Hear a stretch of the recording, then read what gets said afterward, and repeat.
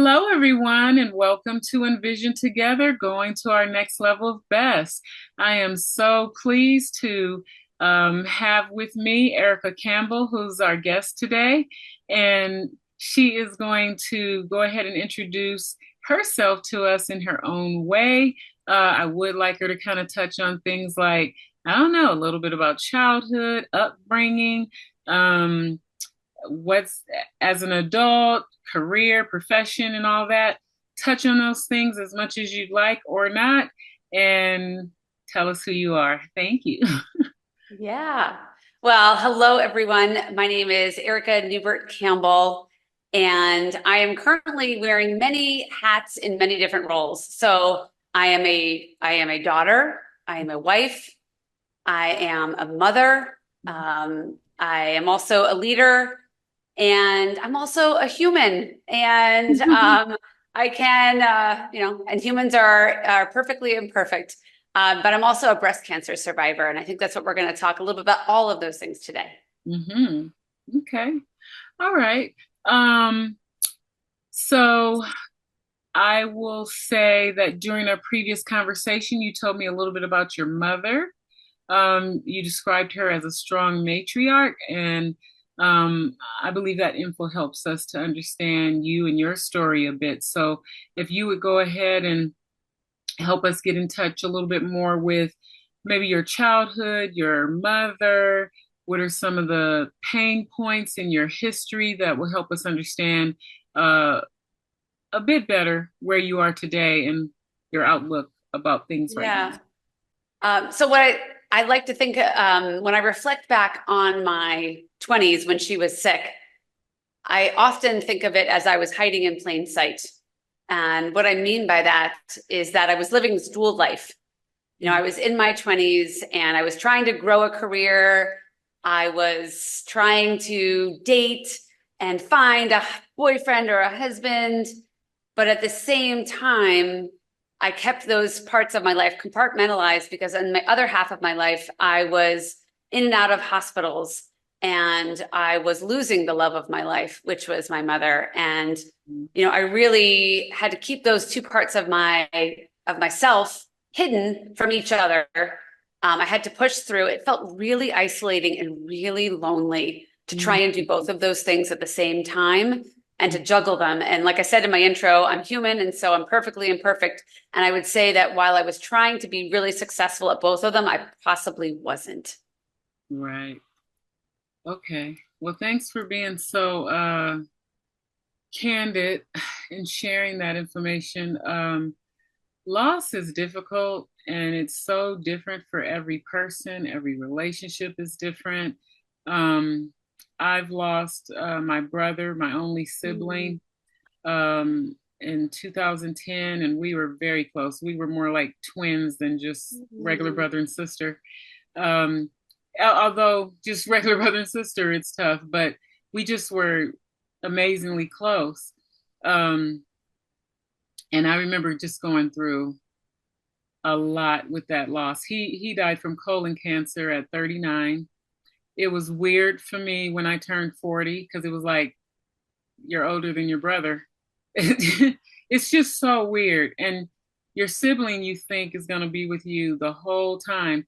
I know I still have my mom. My father actually passed away when I was 9 months old. He was only 24, aneurysm. And so I never really knew him.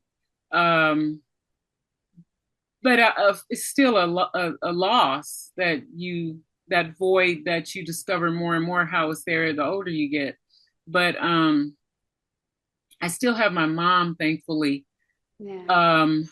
But what's kind of weird about it is, I guess because life preps you that one day your parents might pass away.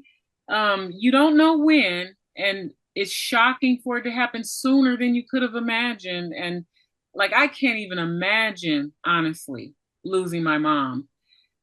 But somewhere in my head, I think I was a little more prepared to lose her than my brother because Interesting. the natural process is that the older person would pass before the younger person. That's all it is.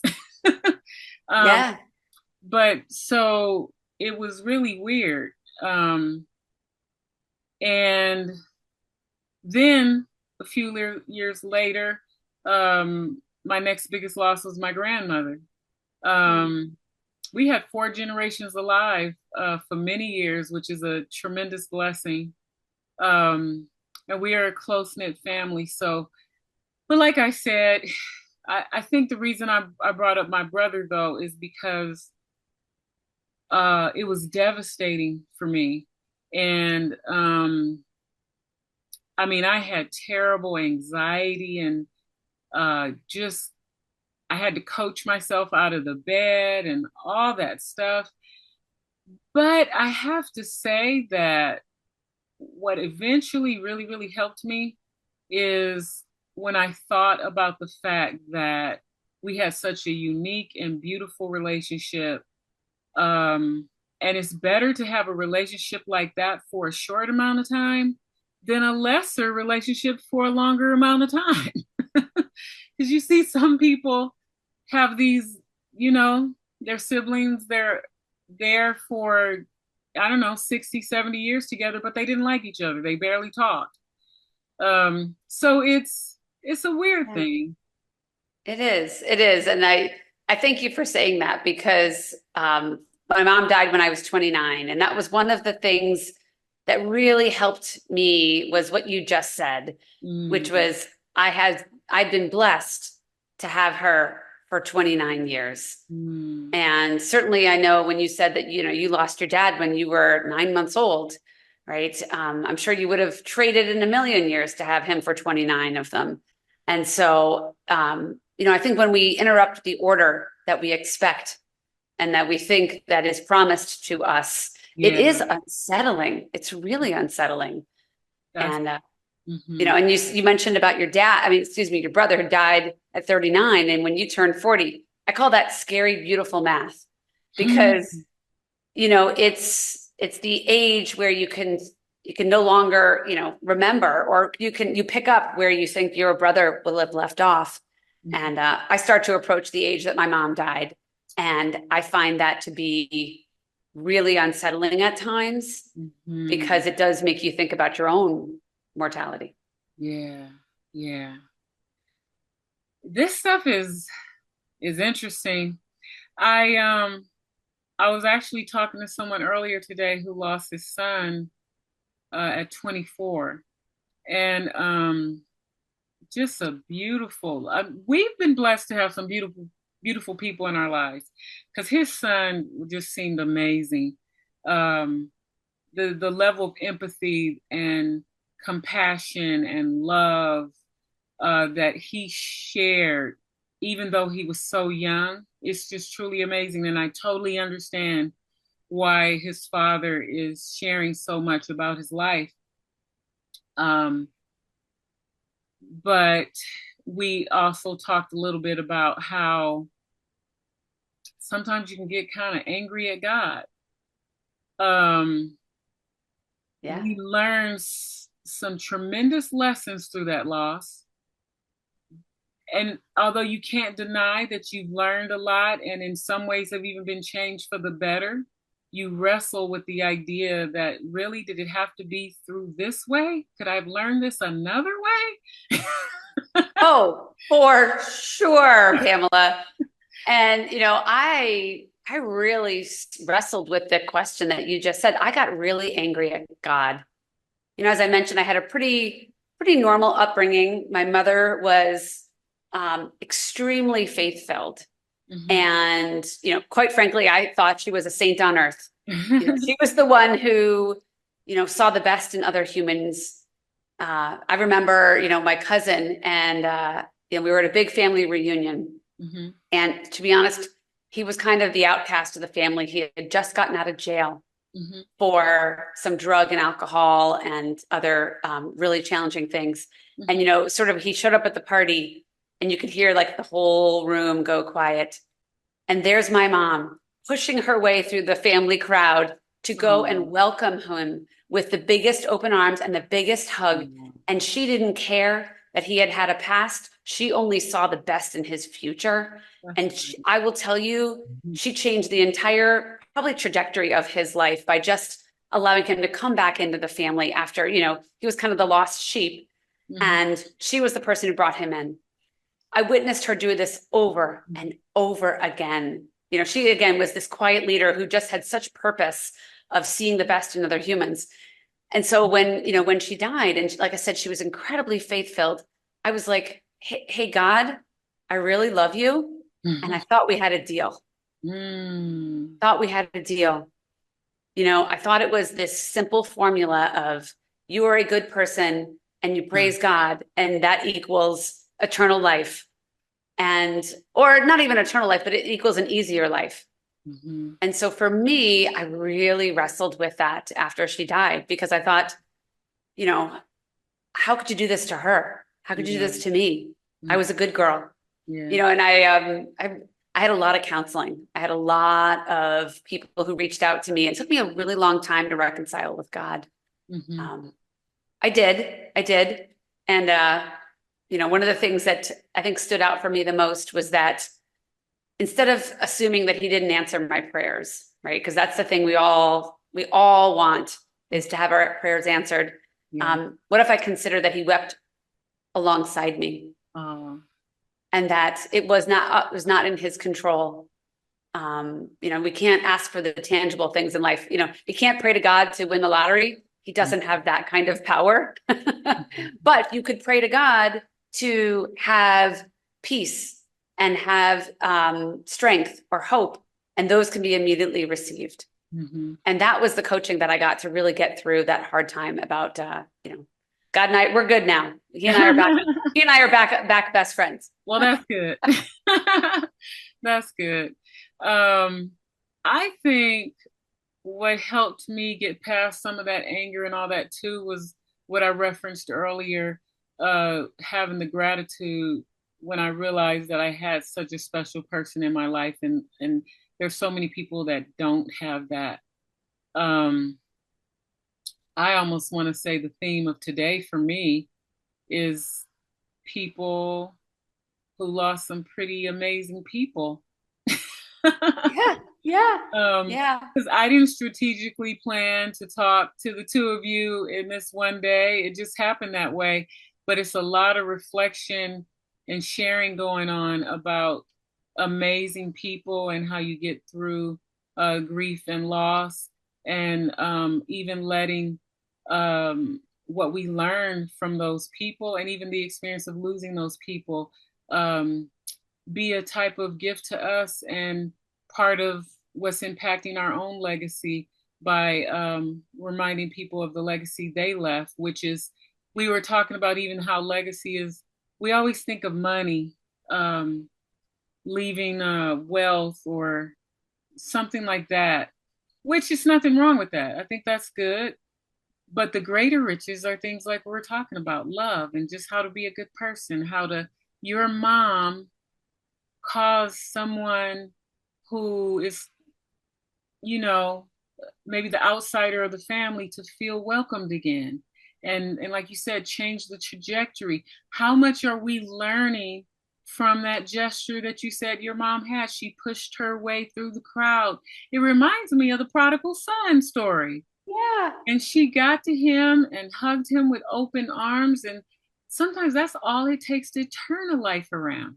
We're so busy throwing rocks at each other that we don't help each other. We can change that behavior more quickly through love than criticism. Um, I do believe there's a place where we have to point some things out to each other, but you even do that from the place of love.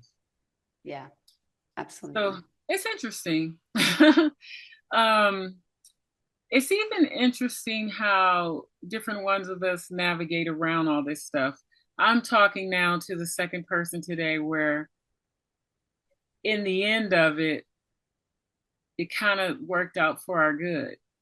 Yeah, yeah, yeah. Yeah. And Hmm. the interesting part is that my mother died of breast cancer, and then I was diagnosed with breast cancer 15 years later.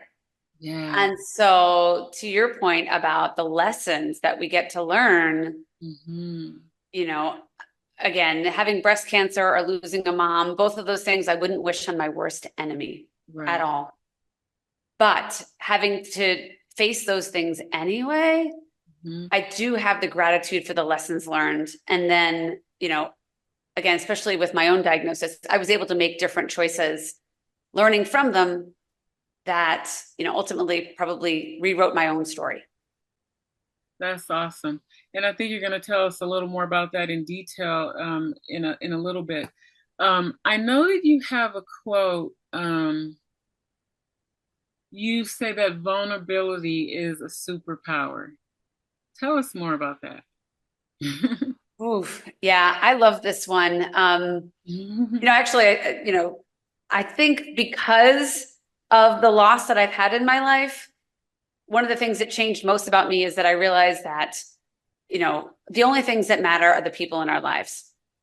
And other things just don't matter. The material things in this world, like you were just saying about money and wealth and things, those things are nice, but they don't matter. You can't take it with you when you die. Right, right. Right. But the vulnerability piece, that is where I find you have such deep connections with someone when you allow someone to see your hardest moments, Hmm. when you're at your worst, or when you're making mistakes, when you allow other people to see that, then you allow them to show theirs. And then Hmm. that becomes this bond and that becomes the superpower because I really think, in this world of Facebook and Instagram, it always looks so perfect on the outside, doesn't it? Yeah. When you actually show people what happens behind, the social media post or what happens, behind the makeup, behind what you look like, that is where you change people. And that is where you can find the most resilience and strength when, again, we all ultimately will always have struggles. Hmm. Darn it. I wish we didn't, but life is filled that way. But that's the superpower is when we Yeah. share it Hmm. openly and we admit that it was hard or we admit that we'd made the mistake. Hmm. Um, that to me is where real change happens. And I had a couple experiences in my life where people were incredibly vulnerable with me and whew, I would say also saved my life. And I'll give you the one that probably changed me the most was when I was diagnosed with breast cancer myself. Hmm. I actually had to tell, I was at a job, I was working at a job. I had to tell my team that I had been diagnosed. I was going to be out of work for about 4 to 6 weeks. And I chose to have a double mastectomy. Hmm. And kind of awkward to have to say that to both the men and the women in the room. Hmm. Afterwards, this woman pulls me aside and she is somebody who's new to the team. I don't know her very well. Hmm. And she whispers to me, she's like, I've had the same surgery 5 years ago.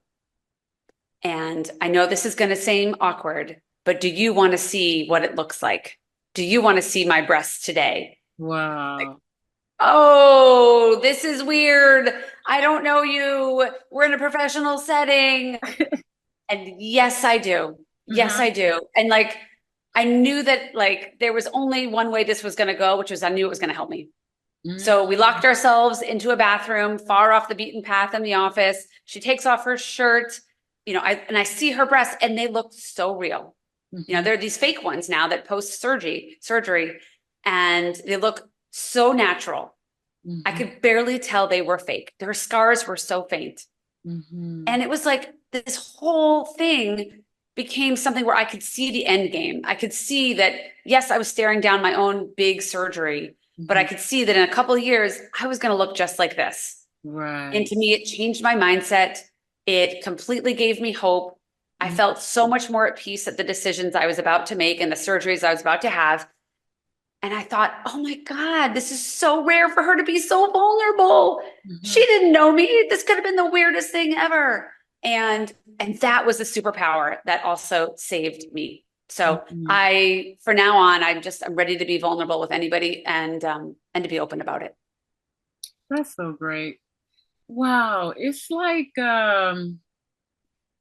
it reminds me of paying it forward. It reminds me of when you're in like a fast food line or something and somebody paid for your meal and you pay for the next person's meal and so on and so on and so on.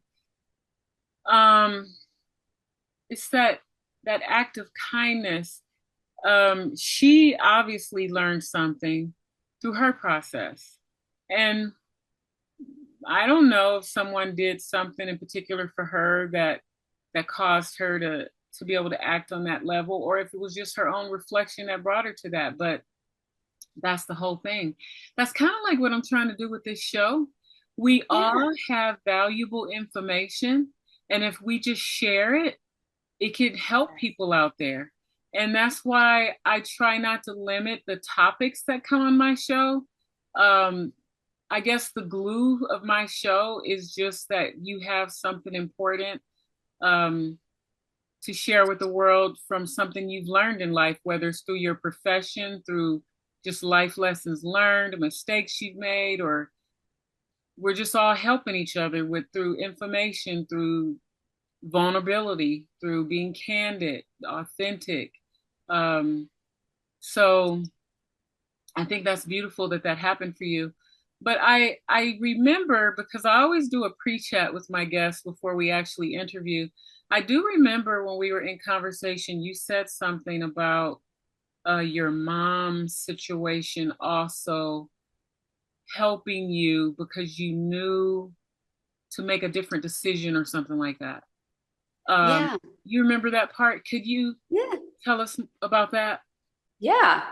One of the other painful parts of my history, my mom's journey, is that her breast cancer started out very similar to mine in that it was early stage and really small, very small tumor. And doctors at that time, years ago, said, "Oh, this is totally curable. You'll be fine."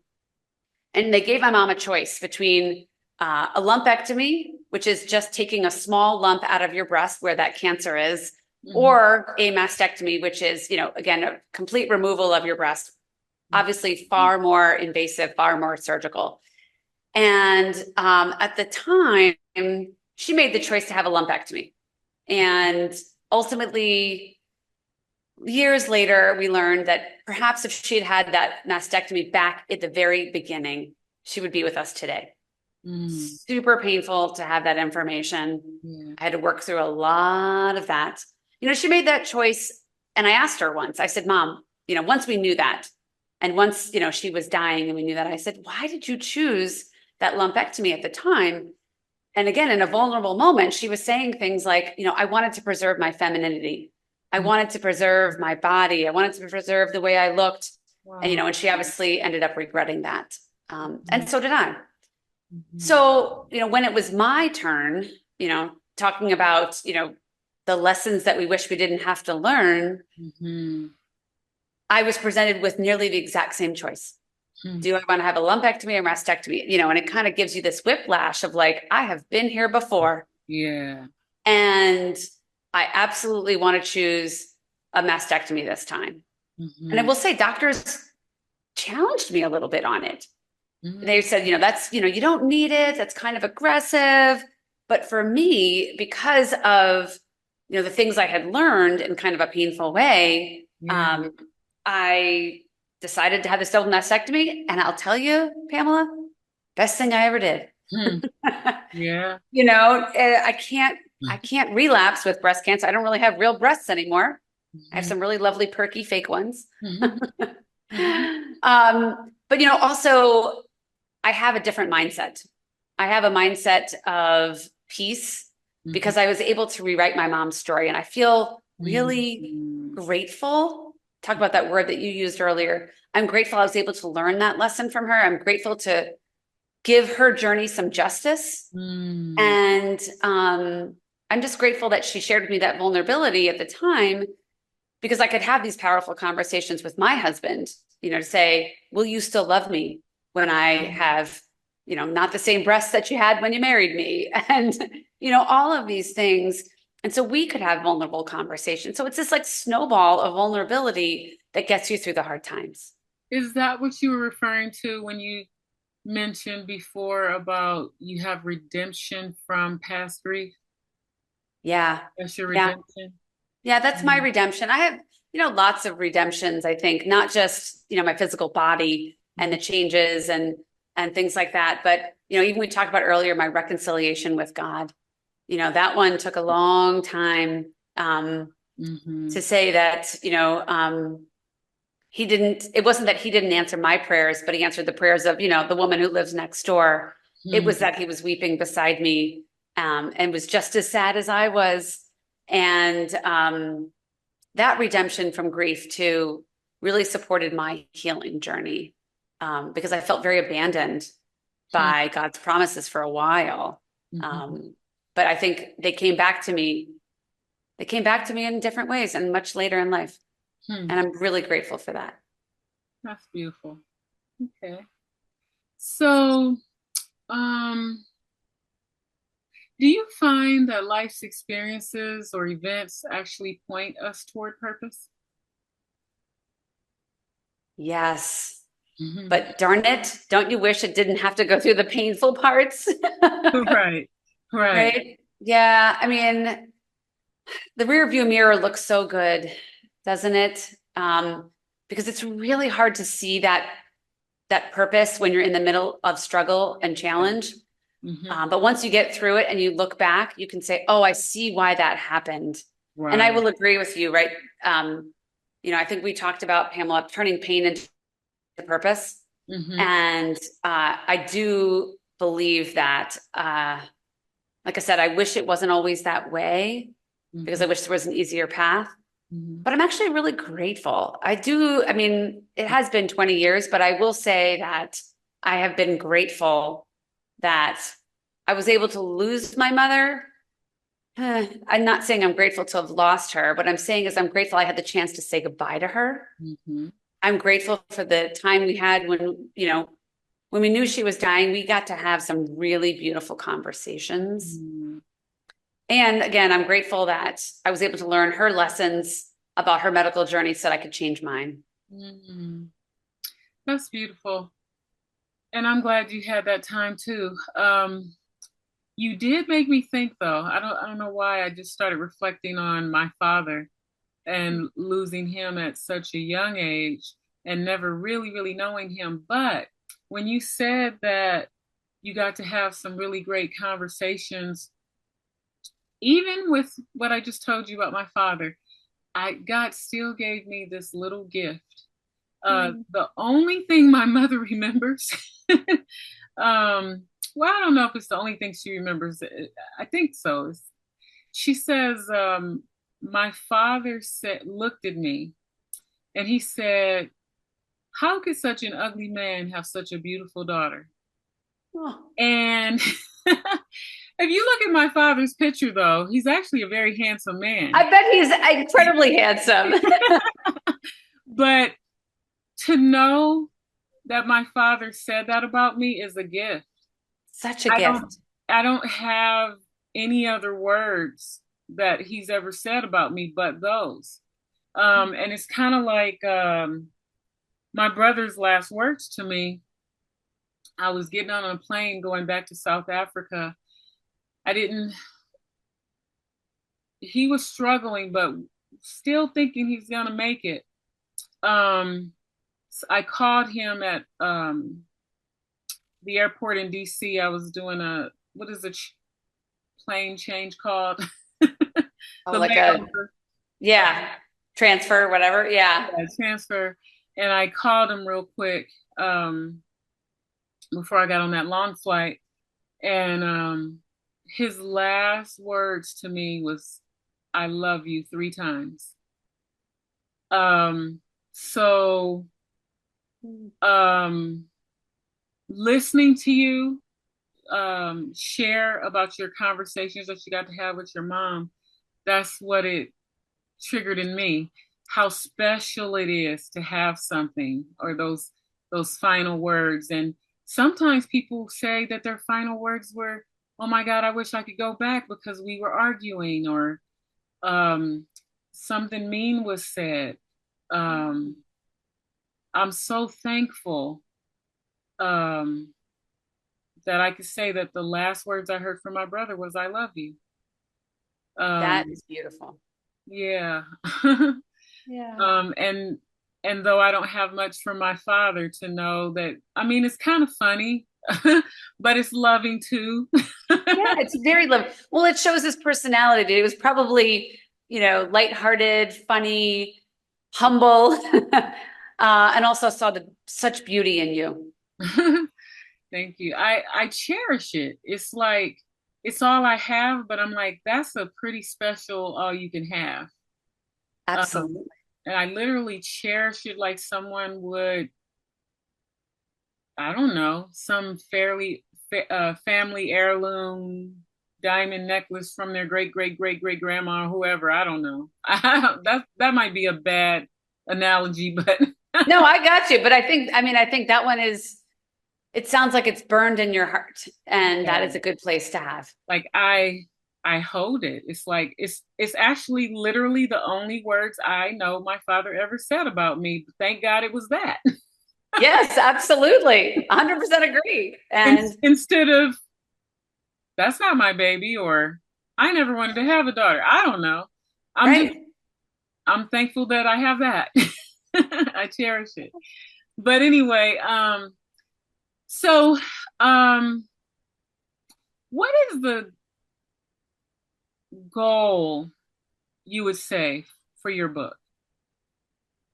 So my goal is kind of what you referenced earlier, Pamela, which is to pay it forward. Mm. I think about that woman who was so courageous and vulnerable in the work bathroom, to kind of show me what my future would look like and to give me hope. And I also understood that that was probably pretty rare. Hmm. A couple of years after my surgery, I would start to get phone calls and from friends who would say things like, "Hey, my sister just got diagnosed. Could you talk to her?" Or, "Oh, my neighbor just got diagnosed. Would you mind spending a few minutes with her?" And not only would I share kind of the story, but I would also share a bunch of photos. So, I hadn't thought about writing a book about this during probably the most challenging time of my life, but I did think, in case I ever want to help other women, let me take some photos before, during, and after the surgery. And also, what do I look like today? Mm. Because I wanted to be able to, again, replicate, to pay it forward, that experience in the work bathroom. And so the goal is really to support women in that decision Mhm. and in their mindset. So what I mean by the decision is the decision between a lumpectomy and a mastectomy. Mhm. I know that the mastectomy sounds scarier. It just does, Mhm. but it is the harder choice that will ultimately save your life. Okay. And I feel really strongly about that because it's not just about the physicality, it's about the mindset. Right. What they don't talk about, and I wish more physicians would. I'm not a doctor. I always like to claim that I'm not a doctor. Mhm. But if you chose that lumpectomy, like my mother did, you're going to be faced with a lifetime of mammograms, scans, and anxiety and worry about it coming back. Listening to you right now, I don't know why, I'm just like dull of mind or something. It just hit me, the title, the mastectomy I always wanted. I get it. Yeah, yeah. You, The funny thing too is after my mom died, as you could imagine, I naturally feared getting breast cancer. mhm. And so I had to powerfully advocate for myself to get screened early. She died when I was 29. So I started at age 30 asking for mammograms well earlier than age 40, which they normally recommend. Mhm. And I was like, no, seriously, I need to get screened. Mhm. And I held my mom's hand when she died. I never wanted to see the pain or experience the pain that she went through. Mhm. So many doctors were like, oh, you don't need to worry about that. And but I did get the mammogram. Mhm. And then they determined that I had what I call scary mammograms, which is like they thought they saw something or, come back in 6 months. I Mhm. went through nearly 15 years of anxiety and worry and scary mammograms. I had ultrasounds and MRIs and all sorts of just stuff that really messed with my mind. Wow. I even asked for a preventative mastectomy at one point. Hmm. Yeah. So do you know the famous actress Angelina Jolie? Yeah. She had a preventative mastectomy. She Hmm. actually wrote about it in the New York Times 10 years ago, and it was very public, and quite controversial at the time. But I would say because of her vulnerability, getting back to that, um, many other women decided to get a preventative mastectomy. They called it the doctors called it for reals the Angelina Jolie effect. Really? Uh-huh. Like a spike in preventative mastectomies. So I had asked for one. And of course, again, doctors were like, no, that's too aggressive. No, that's not what you need. So when I was diagnosed, I mean, a little bit, part of me was like, I told you so. I told Right. you so. Right. And so that's why I titled my book, The Mastectomy I Always Wanted. Um, Hmm. and not, obviously it's a little bit of a term that might raise an eyebrow, but it is because I wanted to end up making that choice to have the mastectomy with the mindset of like, it's what I always wanted anyway. It's not a punishment. This I is something I'm choosing. I'm choosing it to save my life. I'm choosing it to redeem my mom's story. I'm choosing it to redeem myself. I love that. And that helped me also mentally. It's like a mental game after you get diagnosed, it's a mental game. Hmm. Wow. I like how you share that, and only you can share it that way. That just goes back again to experiences. I guide you toward calling. I'm not saying this is like your only purpose in life, but it's part of what you're doing, and it's pretty important.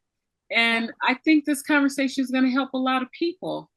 Oh, yeah. Um, and I hope it persuades people to buy your book too, so they can hear even more. Especially people who may be facing this very issue, or have a history in their family, even though they may not have been diagnosed yet. Or really, you don't even have to be like that. Just uh, anyone. I wanted Yeah. to say any woman, but honestly, any man, because men have women in their lives. 100%. I've gotten lots of feedback from people and of each of those groups you just mentioned, Mm, right? So women who are newly diagnosed really appreciate this book mhm. because it is straight talk. It has practical advice. It also reveals a lot of the emotions. It's not just the physicality of this surgery. But I have journal entries that I included very, very raw from my actual like diary. And so you get to see and read literally what was happening real time. So Wow. women newly diagnosed absolutely have benefited from it. But I would say that the women who are, still like not facing this disease, or the men actually felt like they understood people in their life who had had cancer. It didn't even have to be breast cancer. A Mhm. lot of the things I talk about and the emotions and the anxieties and the fears, it's about your own mortality. It's Yeah. about being told you have this potentially life-threatening illness Mhm. and what that does to your emotions, your anxieties, your fears, your family. And so there's both men and women who have not experienced this disease that actually have really enjoyed the book too. I had one dude say to me, he was like, I didn't think, he's a friend of mine. He's like, I didn't think I was going to like it. He's like, but I really loved it, Erica. And I'm really grateful because I can know what to say, what not to say to my men and women friends who are in an illness. And I thought, well, that's good enough for me. Wow. That's a great compliment. Yeah. That's good. Um, so also in our previous conversation, you mentioned that mindset is a choice even when you don't think you have one. Yes. Yes. Tell us more about that. Yeah. I have been exploring the power of choice for a really long time. And I think, we talk about when you get diagnosed with anything, again, whether it's cancer or whatever, you think, oh my God, I have no choices. And you absolutely do. And they can range from big to small. And I think even when you are faced and your back is against the wall, you can still choose your mindset. Mm, Um, there's a powerful reframe of words that I think about. And the phrase comes to mind is, change your words, change your world. mm, So, if you have something that you really don't want to do, right? Like, I have to do the dishes. You could say, I have to do the dishes. But what if you change your words to, I get to? I get to do the dishes, right?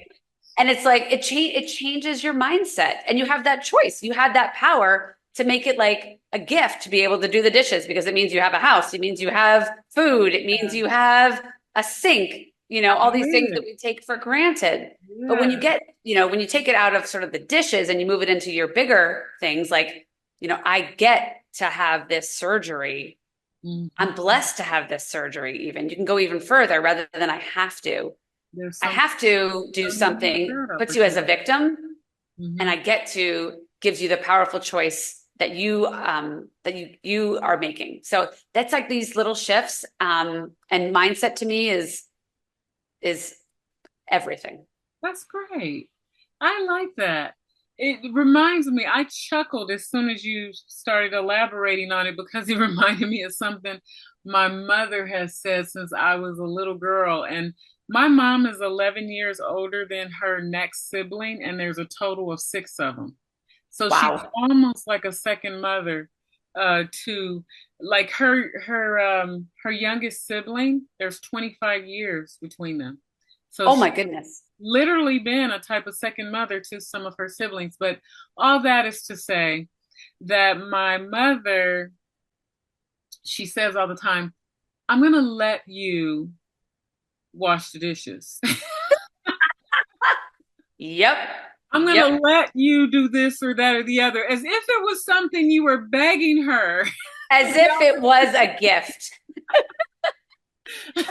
It's an honor. It's an honor. It I is an bestow honor. this privilege upon you. Yeah. Yep. Yep. Yeah. But even though I'm used to my mother saying that, I never thought about it in the vein or the light in which you're sharing it. Like, I'm going to share this with the whole family. And Oh yeah. Yeah, absolutely. Yeah. It's like have to versus get to, total shift. we were privileged the whole time. Yes. Privileged to do the dishes. I know. You know how when we were younger and, you may not have had well, I might be a lot older than you. You might not have had a remote to the TV, so somebody had to get up and turn it, or Yes. get up and move the ears of the TV. Of the TV. You got to do it. Yes. Yes. You got to do it. You were blessed to do it. You're blessed. But I like that mindset. I like, and I think even just through this conversation, you're giving us nice little gems of what to expect in the book, the principles that's shared. And I like how it has a taking control of it ness to it. Yeah, absolutely. And, I don't want to sugarcoat it. And, it was hard. Yeah. But absolutely, I mentally decided to take control of it and not to let it control me. Mm-hmm, mm-hmm. And that is always the choice that you have. Mm-hmm.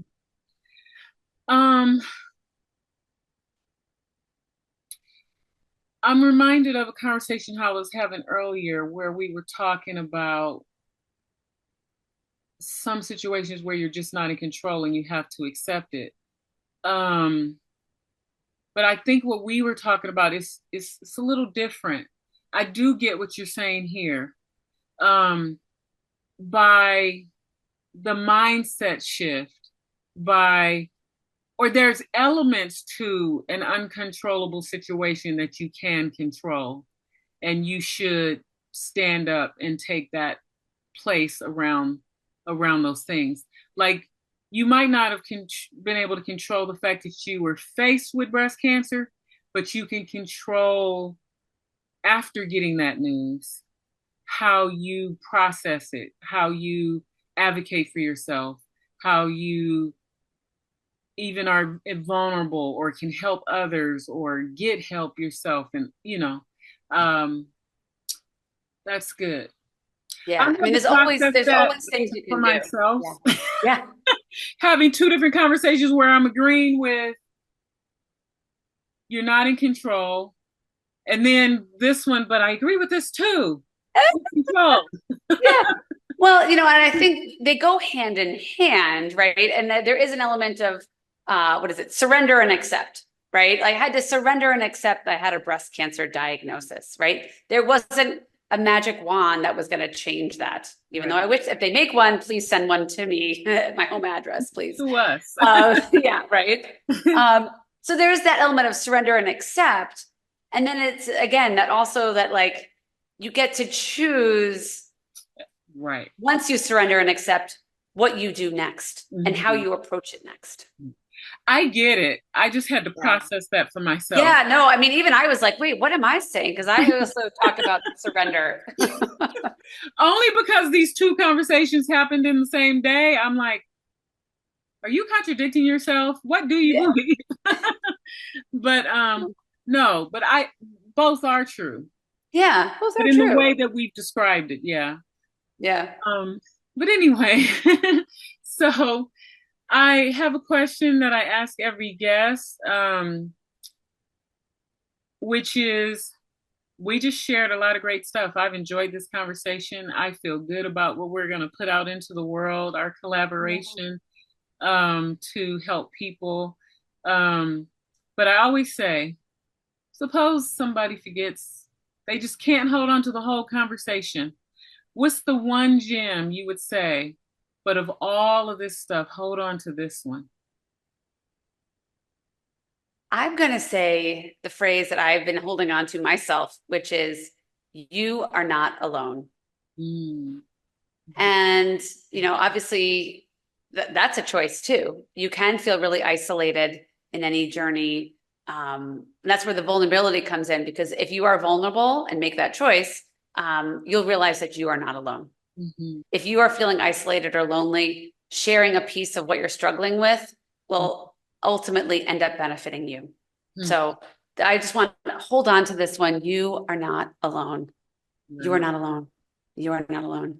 That's good, because life gave you some help through the lady who was willing to be vulnerable, and don't know you well, but I'm going to show you my intimate parts. Yeah. Yeah. And you'd be surprised. Going back to that moment, like I actually cried in that team meeting and I tried to hold it together, right? I tried to be strong. I tried to hide that I was upset. I tried to be like stoic and I cried.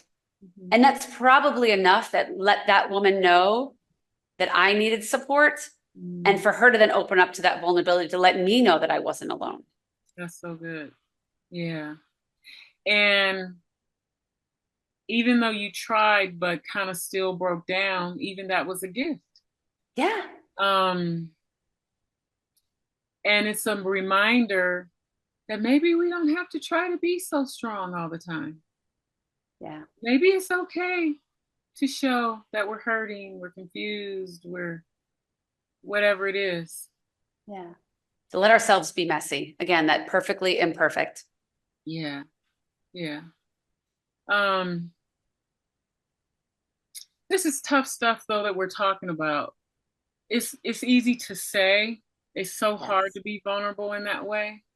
But this is a healthy reminder to try and to send the message more and more that it's okay, because somehow living in this world we live in, we send each other some of the oddest, not human messages. Right. And that's why we walk around trying to pretend. Yes. And trying to guard and trying to be normal, which is not normal. There is no such thing as normal. Newsflash. Yeah. So this is good stuff. I am so happy, so pleased that you came on my show and we were able to have this talk. Will you share with the audience anything you want to share about how they can be in touch with you, get your book? Any final thing that you might want to share that I didn't ask about? Go for it. Oh, for sure. Well, because of what I experienced through support from other women, I am always ready to be available for others. So please, you can visit my website, which is my full name, ericaneubertcampbell.com. If you spell it wrong, don't worry. I've got lots of different ways you can find me. Google will find me. Okay. Or my book is on Amazon. And again, it's the Mastectomy I Always Wanted. Again, also easy to find. If you just even search mastectomy book, it will come up.